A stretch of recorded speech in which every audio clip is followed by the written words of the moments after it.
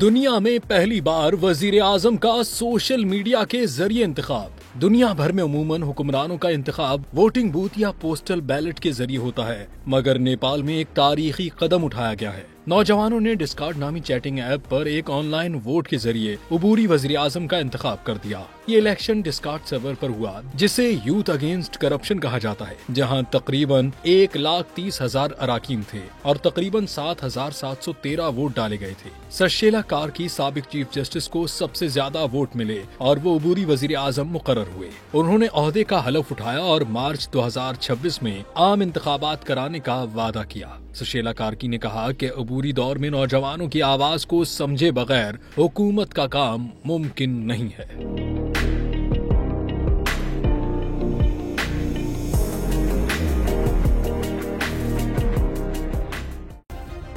Subscribe करें और bell दबाएं ताकि कोई खबर रह न जाए।